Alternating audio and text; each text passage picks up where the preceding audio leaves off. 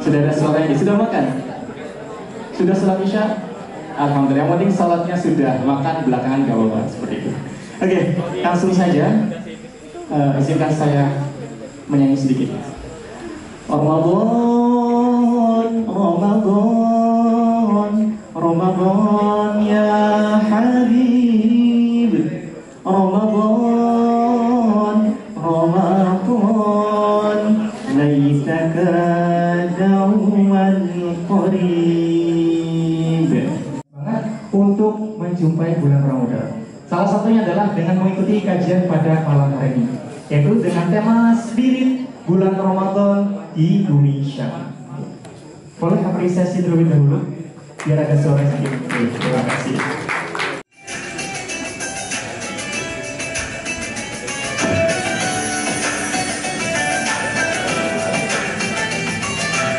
Dan ada cahaya mustika juga. Dan banyak sekali sekolah seperti kaos Karta, Kartu, dan lain sebagainya yang saya tidak bisa saya buka satu persatu. Mohon maaf.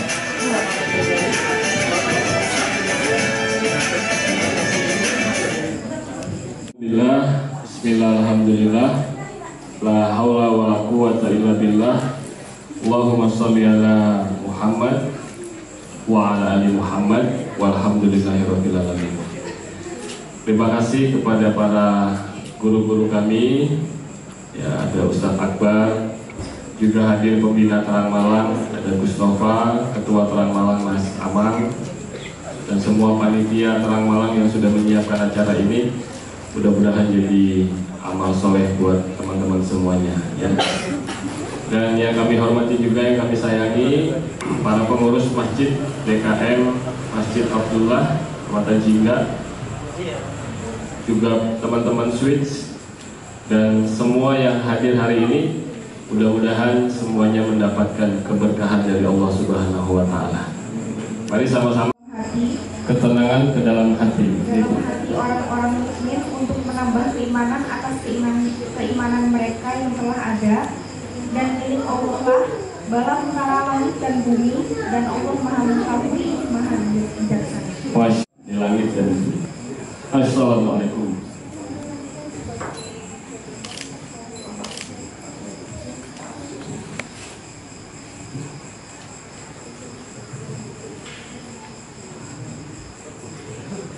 Alhamdulillah, tugas saya sudah selesai karena guru kita sudah dengan kita, ya, Masya Allah. Kita berikan takbir dulu buat beliau. Allahu Akbar. Allahu Akbar. Baik, ya, saya tidak akan panjang-panjang kalam, nanti beliau sendiri yang langsung mengenalkan diri dan menyampaikan materi kita pada malam hari ini. Waktu maaf, suara saya agak bindeng, ya. Jadi saya tadi cerita juga, saya kemarin itu dari Mukarramah, ya, langsung datang ke Transit Jakarta, Surabaya, baru ke Malang, ya. Jadi suaranya agak hilang, ya, mohon dimaafkan, insyaallah. Kedua, salam kenal, ya. Saya juga kalau ternyata pernah merasakan air Parompong, ya, yang begitu dingin. Saya dari Bandung. Ini manggilnya Mbak, ya, Mbak, ya, Mbak. Teteh, ya. Ya, dari Bandung. Ada yang dari Bandung? Ada yang pernah ke Bandung? Ada yang senang sama kota Bandung? Tentang minat baca. Di literasinya itu memang parah banget, ya. Jadi malas banget baca. Tapi hebatnya, kalau netizen Indonesia itu paling bersuara. Apalagi di akun-akun artis-artis Korea, ya. Pasti itu komentarnya orang Indonesia semua. Bali itu banyak sekali jejak-jejak peninggalan dari Rasulullah SAW.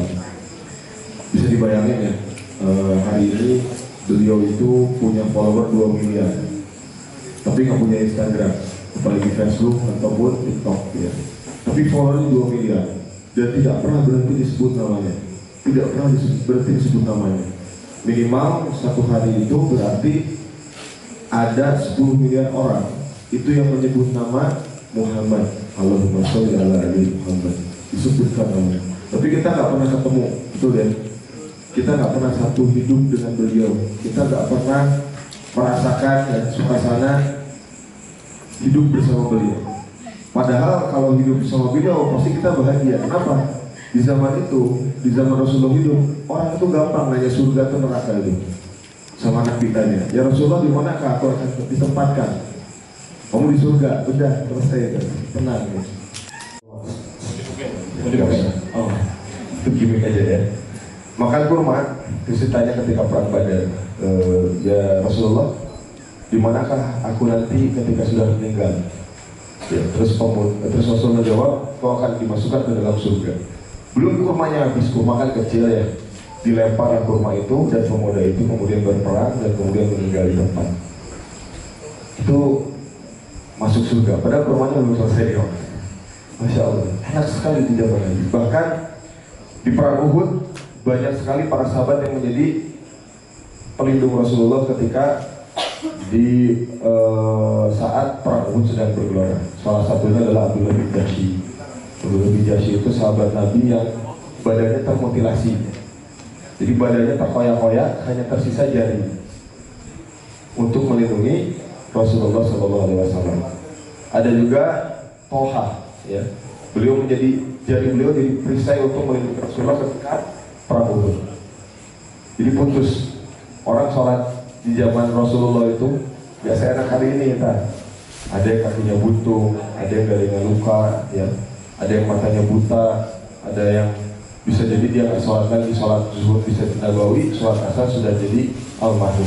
Memang di Masjid Nabawi itu ya, ya, Masjidil Haram itu setiap habis sholat wajib itu pasti sholat jenazah. Hampir tepat ya. Ada lagi yang mau jawab? Dinaikin lagi lah ya, atau diturunin ya. Ada yang tahu? Ada hadiahnya, ada hadiah umroh yang sana ya. Ya. Ketemunya di Baitullah. Ya, di Masjidil Haram. Beliau bimbing langsung untuk tawaf sa'i ya. Beliau mikot dulu. Ayo berapa? Sob jadinya. Sob ya. Enggak. Ada yang mau jawab berapa? Jawab. Nabi sehari berapa kali tidur? Yo. Tawadu semua ini. Iya. Mana ketika kapan? Ketika matanya merem. Ketika sebelum sholat zuhur. Nah ini diriset ternyata. Jadi kehidupan Rasulullah diriset sama orang-orang Jepang dan orang-orang Amerika. Ternyata efektivitas manusia ketika Rasulullah tidur itu menyebabkan produktivitas itu meningkat. Jadi dari riset datanya. Dicoba sebelum zuhur, ya. Tapi sebentar ya tidurnya, nggak kayak kita ya. Bablas kan kita. Jadi antara zuhur sama asar ya. Itu yang pertama. Yang kedua, Rasulullah tidur ketika ba'da isya. Itu riwayatnya dari Urwah bin Zubair. Dia bertanya pada Sayyidah Aisyah, apa yang dilakukan Rasulullah setelah isya? Rasulullah tidur. Jadi jarang buat kajian malam sebetulnya. Ini karena spesial buat teman-teman ya, insya Allah. Ada tamu jauh ya, jauh bisa ya. Nah jadi ba'da isya Rasulullah tidur. Nanti boleh dicoba ya. Dari isya itu Rasul nggak bablas sampai jam 5. Kalau bablas sampai jam 5 lagi itu kita jadi bayi lagi tuh. 8 jam ya. Rasul tidur cuma 5 jam. Di isya bangun sepertiga malam. Itu bangun Rasul yang kedua. Jadi ba'da isya dan zuhur dan sebelum zuhur, ba'da isya tidur. Nah, sampai kapan? Sampai Rasulullah di antara qiyamul lail dengan sholat subuh. Ya, tapi ini yang paling sulit di antara umat Rasulullah sendiri. Karena biasanya setelah tahajud mata itu dimanjakan ya sampai duha. Akhirnya subuh keberangan, ya. Subuh kesiangan.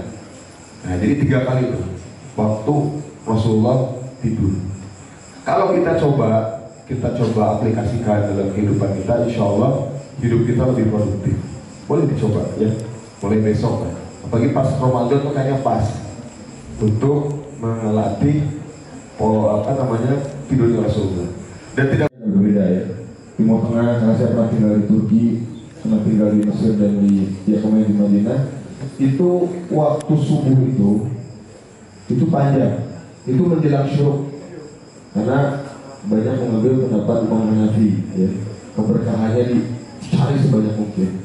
Kalau di sini kan biasanya habis azan 7 menit langsung sholat di sini, ya itu perbedaannya. Nah setelah itu jam 5 maksudnya ditutup. Assalamualaikum warahmatullahi wabarakatuh.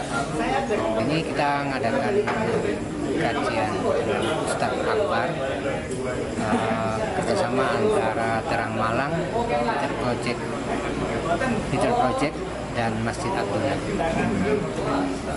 Tujuan kegiatan ini kita untuk mencari nasi untuk saudara kita di Palestina. Samping itu memberikan ilmu kepada saudara-saudara kita yang di Malang. Beliau ustadznya dari Bandung. Di Bandung ya? Iya.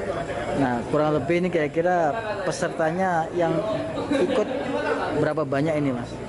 Peserta yang registrasi sekitar 200-an.